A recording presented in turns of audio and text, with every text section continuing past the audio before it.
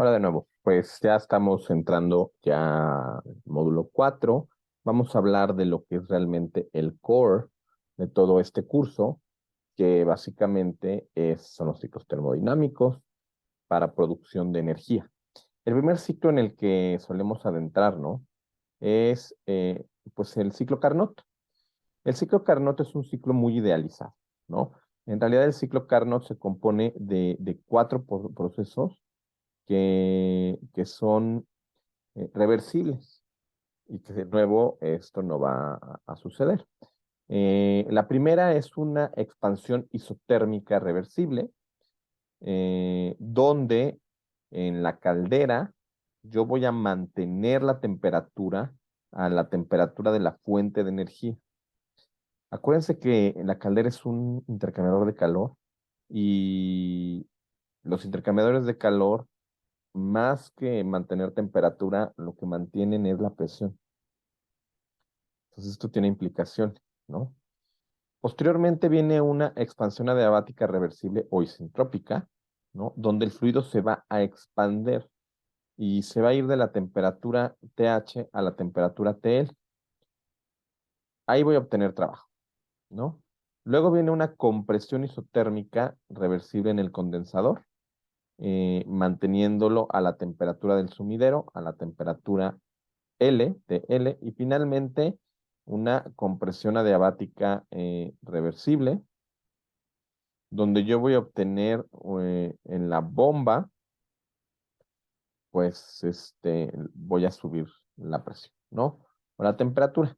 Así se vería el proceso. Esto es un diagrama de presión contra volumen específico, pero en realidad, si yo lo veo, esto es proceso isotérmico, esto es isentrópico. Este es el proceso con la caldera. Es isotérmico. Aquí entra el calor a una temperatura high, TH, ¿no? Temperatura alta. Un proceso isentrópico donde tengo trabajo y luego voy a obtener o voy a deshacerme del calor remanente en el condensador y luego con la bomba, pues una compresión isentrópica. El trabajo neto, pues es el trabajo, el área de esta curva o em, de este rectángulo, ¿no? Y la eficiencia entonces va a ser igual a, pues, 1 menos TL entre TH. Quiere decir entonces que esto, pues, tiene un cierto valor. Aunque no es un proceso real, y ahorita vamos a discutir por qué, digo, obviamente porque no hay procesos entrópicos y todo eso, pero ¿cuáles son las peculiaridades del ciclo de Carnot? Pues me dice que la eficiencia térmica de un ciclo va a incrementar si incrementa la temperatura a la que se suministra calor o disminuimos la temperatura a la que se rechaza al sistema, ¿no? Entonces, va a establecer el límite máximo de la eficiencia en la que va a operar un ciclo entre una fuente y un sumidero, y la realidad es que pues, la temperatura de la fuente va a estar limitada por la temperatura máxima que la fuente me va a dar, pero sobre todo que pueden soportar los componentes de esta máquina, ¿no? Si yo aumento mucho la temperatura, pues la caldera se puede ver perjudicada. Y la temperatura mínima del sumidero, pues va a estar limitada a la temperatura del medio de enfriamiento. O sea, si yo tengo, por ejemplo, un lago, una laguna, ¿no? Pues básicamente eso me va a definir la temperatura mínima. Si yo aumento la temperatura, bueno, entonces el máximo que puedo obtener con Carnot va a incrementar.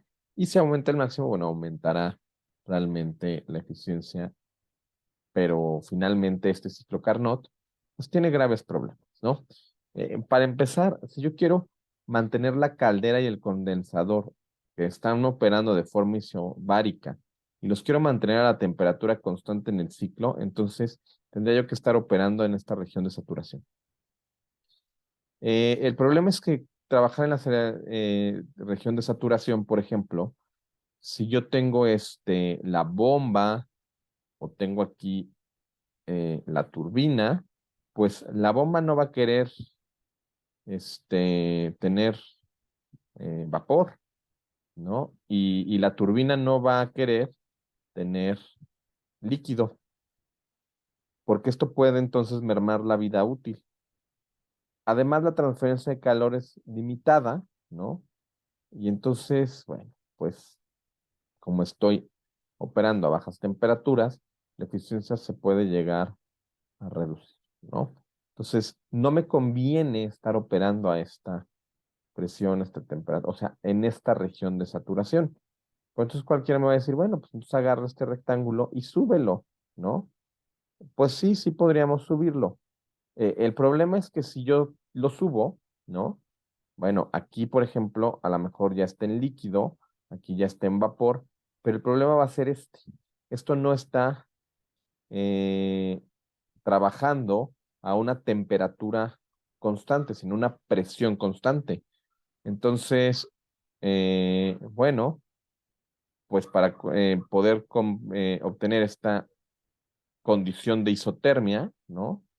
Pues entonces tendríamos que estar variando la presión constantemente y eso puede dañar también nuestro equipo. Eh, y bueno, obtener la compresión isentrópica a altas presiones, pues también tiene ciertos costos, ¿no? Entonces, si bien es un ciclo ideal que suena muy bonito, la realidad es que es muy impráctico. Y la realidad es que solamente me va a estar proporcionando la información de la eficiencia máxima que podría obtener, pues trabajando con una fuente y con un sumidero. Y pues la realidad es que tengo que variar un poco el ciclo para poder trabajar, ¿no? Ahora, de nuevo, yo puedo corregir estas isentropías con la eficiencia isentrópica, pero bueno, nosotros en este curso lo vamos a mantener esto isentrópico y esto sí lo vamos a cambiar a presión constante, ¿no? Eso será en nuestro siguiente videito.